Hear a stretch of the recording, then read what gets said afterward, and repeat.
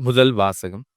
பயனற்ற பொருள்களை விட்டுவிட்டு கழுவிடம் திரும்புங்கள் என்ற நற்செய்தியை உங்களுக்கு அறிவிக்கிறோம். திருத்தூதர் பணிகள் நூலிலிருந்து வாசகம். அதிகாரம் 14, இறைவசனங்கள் 5 முதல் 18 முடிய. அந்நாள்களில் பிற இனத்தாரும் யூதரும் தம் தலைவர்களுடன் சேர்ந்து திருத்தூதரை இழிவுபடுத்தி கல்லால் எறிய திட்டமிட்டனர். இதை அவர்கள் அறிந்து லிக்கவோனியாவில் உள்ள நகரங்களான லிஸ்திராக்கும் தெருவைக்கும் அவற்றின் சுற்றுப்புறங்களுக்கும் தப்பிச் சென்றார்கள். அங்கெல்லாம் அவர்கள் நற்செய்தியை அறிவித்தார்கள். லிஸ்திராவில் கால் வழங்காத ஒருவர் இருந்தார். பிறவியிலேயே கால் ஊனமுற்றிருந்த அவர் ஒருபோதும் நடந்ததில்லை. அவர் அமர்ந்து பவுல் பேசியதை கேட்டுக்கொண்டிருந்தார். அவரிடம் நலம் பெறுவதற்கான நம்பிக்கை இருப்பதைக் கண்டு பவுல் அவரை உற்று பார்த்து உரத்த குரலில், "நீர் எழுந்து காலூன்றி நேராக நெல்லும்" என்றார். அவர் துள்ளி எழுந்து நடக்கத் தொடங்கினார். பவுல் செய்ததை கூட்டத்தினர் கண்டு லிக்கவோனிய மொழியில், "தெய்வங்கள் மனித உறவில் நம்மிடம் இறங்கி வந்திருக்கின்றன" என்று குரல் எழுப்பி கூறினர். அவர்கள் பர்னபாவை சேயோசு என்றும் அங்கு பவுலே பேசியபடியால் அவரை எர்மசு என்றும் அழைத்தார்கள். நகருக்கு எதிரேயுள்ள சேயோசு கோவில் அர்ச்சகர் காளைகளையும் பூமாழைகளையும் கோவில் வாயிலுக்கு கொண்டு வந்து கூட்டத்தினருடன் சேர்ந்து பலியிட விரும்பினார். இதை கேள்வியுற்ற திருத்தூதர் பர்னபாவும் பவுலும் தங்கள் மேலுடைகளை கிழித்து கொண்டு கூட்டத்திற்குள் பாய்ந்து சென்று உரக்க கூறியது, "மனிதர்களே, ஏன் இவ்வாறு செய்கிறீர்கள்? நாங்களும் உங்களைப் போன்ற மனிதர்கள்தாம். நீங்கள் இந்த பயனற்ற பொருள்களை விட்டுவிட்டு விண்ணையும் மண்ணையும் கடலையும் அவற்றிலுள்ள அனைத்தையும் உண்டாக்கிய வாழும் கடவுளிடம் திரும்புங்கள் என்ற நற்செய்தியை உங்களுக்கு அறிவிக்கிறோம். கடந்த காலங்களில் அவர் அனைத்து மக்கள் இனங்களையும் அவரவர் வழிகளில் நடக்கும்படி விட்டிருந்தார். என்றாலும் அவர் தம்மை பற்றிய சான்று எதுவும் இல்லாதவாறு விட்டுவிடவில்லை. ஏனெனில் அவர் நன்மைகள் பல செய்கிறார். வானிலிருந்து உங்களுக்கு மழையை கொடுக்கிறார். வளமிக்க பருவ காலங்களை தருகிறார்.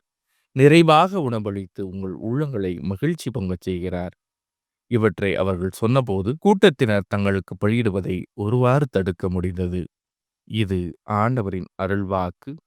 இறைவா, உமக்கு நன்றி. பதிலுரை பாடல். எங்களுக்கென்று ஆண்டவரே, மாட்சியை உம் பெயருக்கே உரித்தாக்கும்.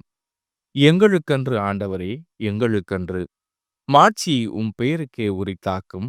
உம் பேரன்பையும் உண்மையையும் முன்னிட்டு அதை உமக்கே உரித்தாக்கும். அவருடைய கடவுள் இங்கே என பிற இனத்தார் வினவுவது ஏன்? எங்களுக்கென்று ஆண்டவரே, மாட்சியை உம் பெயருக்கே உரித்தாக்கும். நம் கடவுளோ விண்ணுலகில் உள்ளார். தம் திருவுளப்படி அனைத்தையும் செய்கின்றார். அவர்களுடைய தெய்வச் சிலைகள் வெறும் வெள்ளியும் பொன்னுமே, வெறும் மனித கை வேலையே. எங்களுக்கென்று ஆண்டவரே, மாட்சியை உம் பெயருக்கே உரித்தாக்கும். நீங்கள் ஆண்டவரிடமிருந்து ஆசி பெறுவீர்களாக. விண்ணையும் மண்ணையும் உருவாக்கியவர் அவரே. விண்ணகமோ ஆண்டவருக்கு உரியது, மண்ணகத்தையோ அவர் மானிடர்க்கு வழங்கியுள்ளார். எங்களுக்கென்று ஆண்டவரே, மாட்சி உம் பெயருக்கே உரித்தாக்கும். நற்செய்தி வாசகம். தந்தை அனுப்பப் போகிற தூய ஆவியாரம் துணையாளர் உங்களுக்கு அனைத்தையும் கற்றுத்தருவார். யோவான் எழுதிய தூய நற்செய்தியிலிருந்து வாசகம். அதிகாரம் 14, இறைவசனங்கள் 21 முதல் 26 முடிய. அக்காலத்தில் இயேசு தம் சீடரை நோக்கி கூறியது, "என் கட்டளைகளை ஏற்று கடைபிடிப்பவர் என் மீது அன்பு கொண்டுள்ளார். என் மீது அன்பு கொள்பவர் மீது தந்தையும் அன்பு கொள்வார். நானும் அவர் மீது அன்பு கொண்டு அவருக்கு என்னை வெளிப்படுத்துவேன்."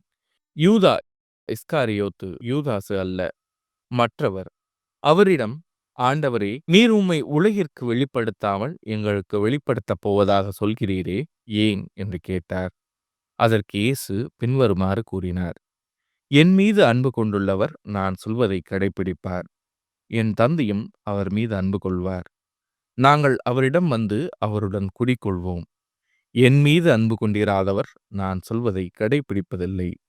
நீங்கள் கேட்கும் வார்த்தைகள் என்னுடையவை அல்ல, அவை என்னை அனுப்பிய தந்தையுடையவை. உங்களோடு இருக்கும்போதே இவற்றையெல்லாம் உங்களிடம் சொல்லிவிட்டேன். என் பெயரால் தந்தை அனுப்பப் போகிற தூய ஆவியாராம் துணையாளர் உங்களுக்கு அனைத்தையும் கற்றுத்தருவார். நான் கூறிய அனைத்தையும் உங்களுக்கு நினைவூட்டுவார்." இது ஆண்டவரின் அருள்வாக்கு. கிறிஸ்துவே, உமக்கு புகழ்.